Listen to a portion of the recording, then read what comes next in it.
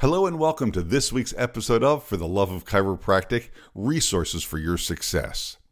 On this week's episode, I get to speak to a very special guest, a man who has made his career all about helping his clients to financial success by looking at the biggest expense any of us ever pay, and we do it every year.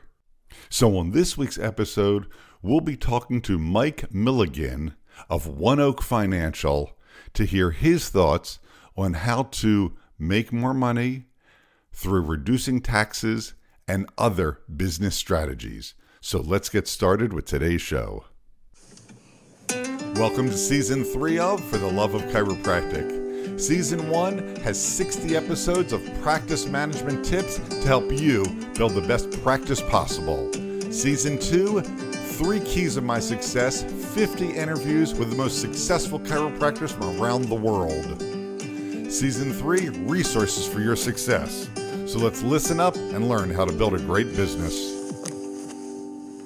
So I had the opportunity to catch up with Mike Milligan from One Oak Financial. Mike, are you there?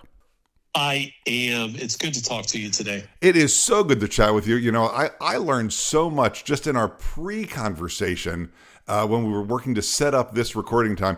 I can't wait to hear the different facts that you're going to be sharing with all of the listeners. So I want to jump right in. So first of all, tell me a little bit about First Oak Financial. Well, we go by One Oak Financial, like One Oak. I have this belief that everybody is unique. They have purpose in their life. And so One Oak actually stands for one of a kind. Ooh.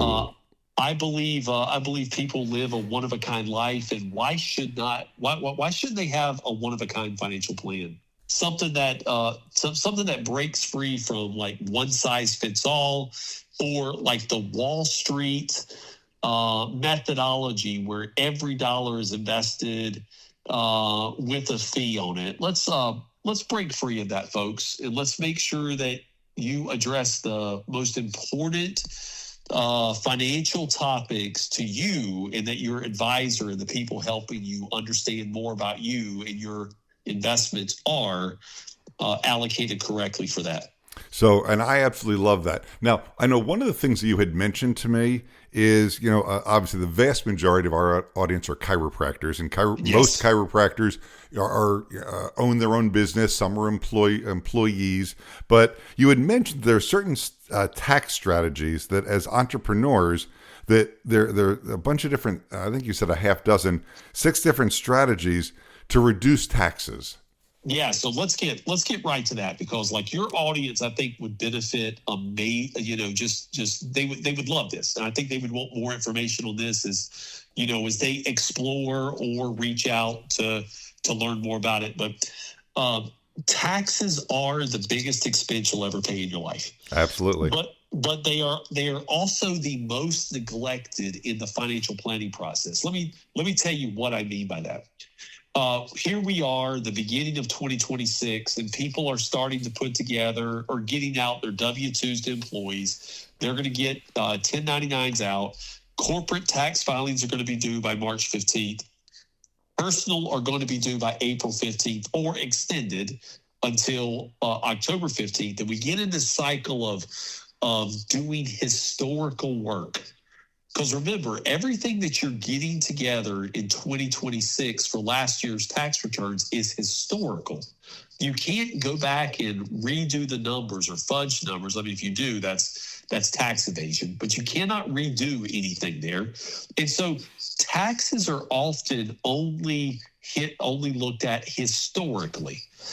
Tax planning is something that's done in the present for the future.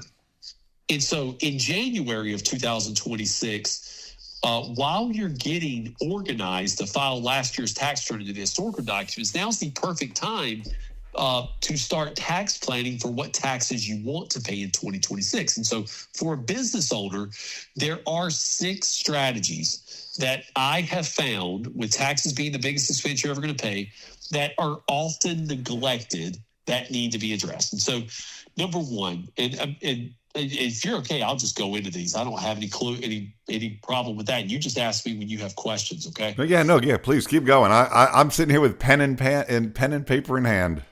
Yeah. So the first tax strategy is actually a legal structure.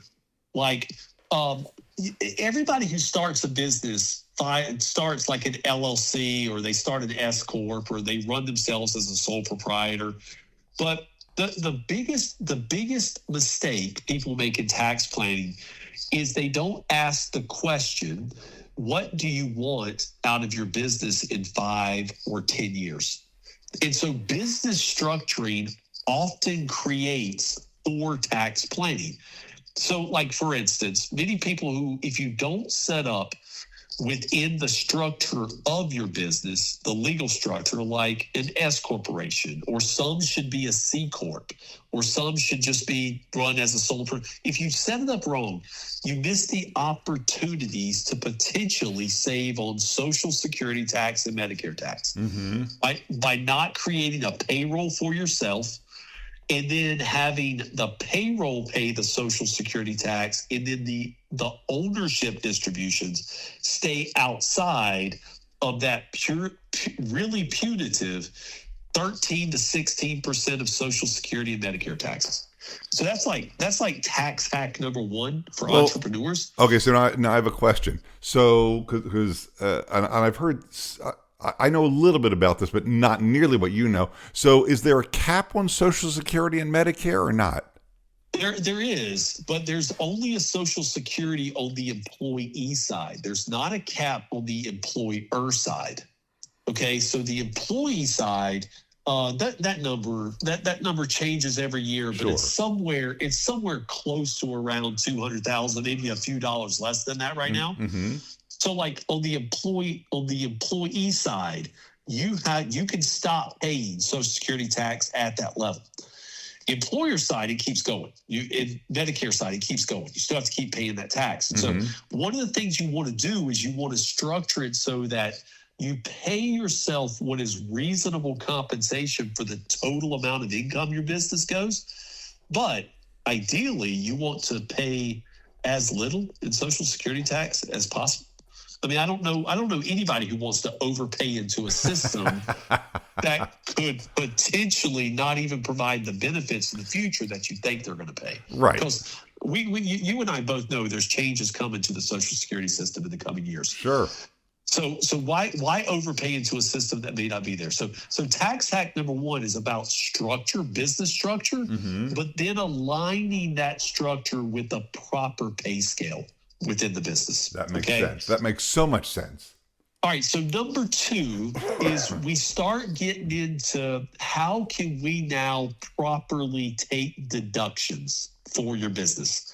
So if you set up a proper structure with a payroll, number two is deductions. And the one place that entrepreneurs, business owners forget is they forget to pay themselves first, and more importantly, pay their future self first. That is retirement contributions. I love that. Okay, so pay your future self first before you pay the IRS. So reduce your income by doing some pre-tax work. Most people don't know this, but in 2026, a solopreneur, just somebody who is the only employee, maybe a husband and wife in a business, there's a tool now called a Solo K. It's a solo 401k that allows you to put 70,000 plus into a 401k for you and your spouse. So imagine you're a chiropractor making $300,000 a year. Maybe you do the back work, your wife is at the front, and maybe you have a part-time person who's not really there all the time with you, and your business nets $350,000 of income. You only need to, maybe you only need to live on like 120.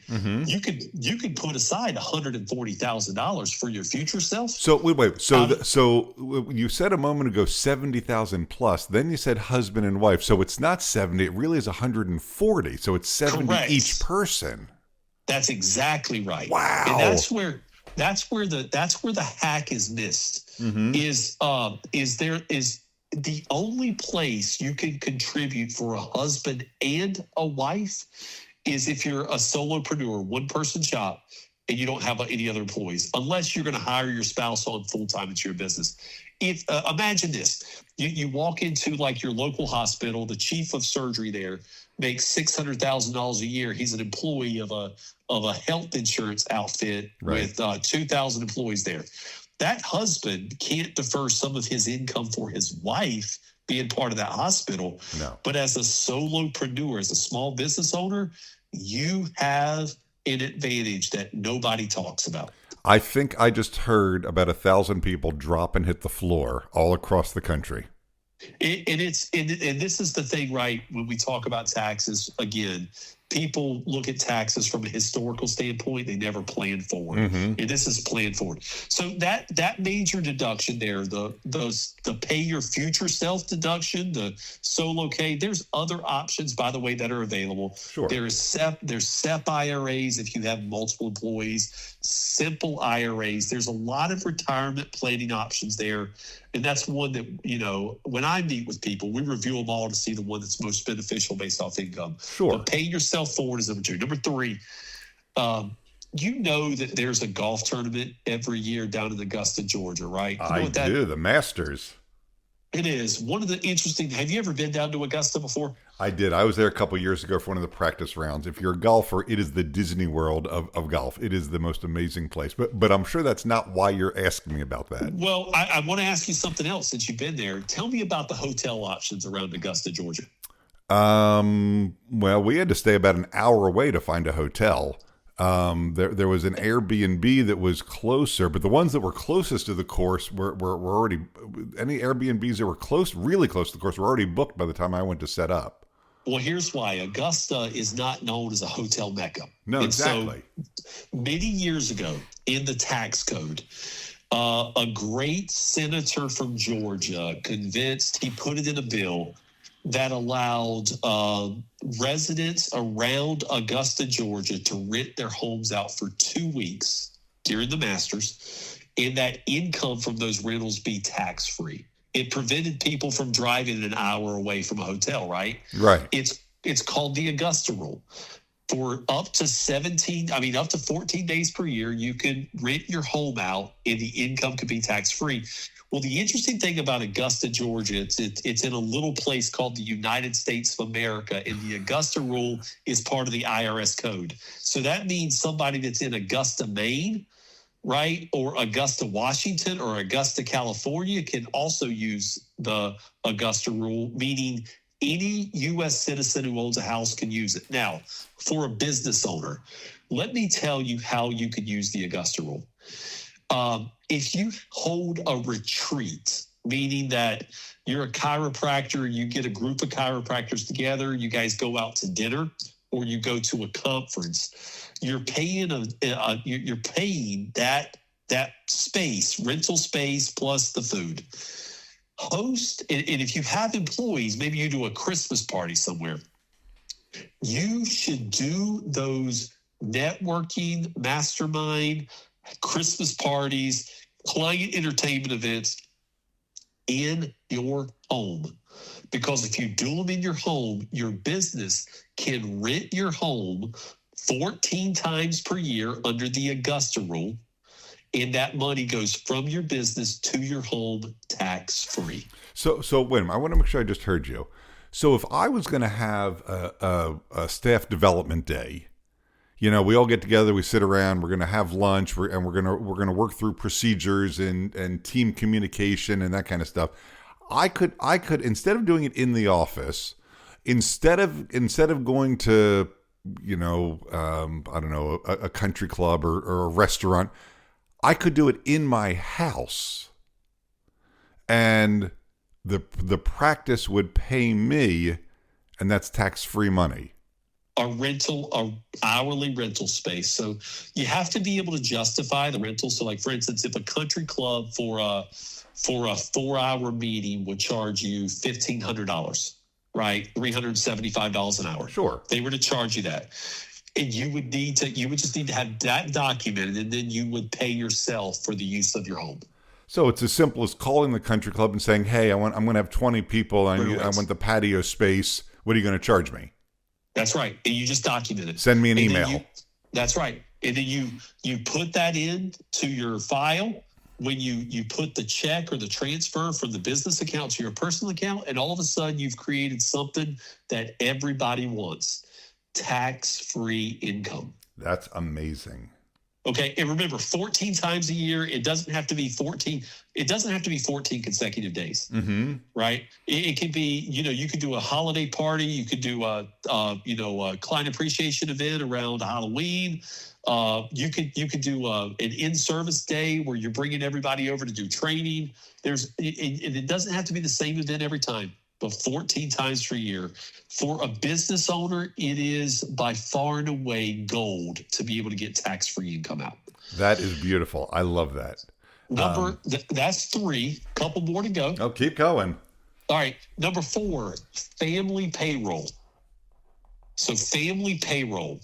You have, if you have kids or grandkids, and they are, somewhere above 5 or 6 years old, all the way up through high school, you should bring them into the business, and kids or grandkids, right? Have them come and take out your trash. Have them post to your Instagram or Facebook account. Have them organize files. Have them box supplies. Have them do whatever you would typically have somebody do, and then pay them a reasonable rate as a 1099 employee.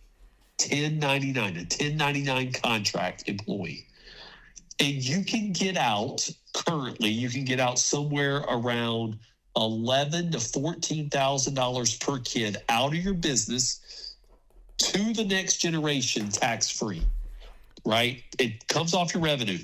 Here's the bonus side of that, right? Is everybody who's a millionaire, a couple $1 million in a 401k or an IRA, always wish they had more money in the Roth IRA. Yep. Versus the pre-tax. Yep. In this family payroll structure, pay the kid, but actually don't give them the money, right? Put it into a custodial Roth account. I mean, can you imagine putting $7,000 a year into a 7-year-old's custodial Roth account for 10 years? And it doubles and it doubles and it doubles by the time they're 59 and a half, the IRA number. I can't imagine. 8 figures. Yeah. 8 figures. Really? 8 figures. 8 figures for a small contribution into it. By the way, and it's tax-free for them. You want to talk about building generational wealth? Holy cow! The family payroll is another one of the most overlooked hacks that's out there.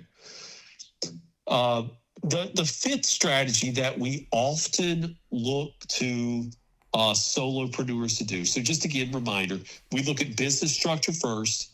We look at putting a deduction strategy around paying your future self. We use the Augusta rule in place.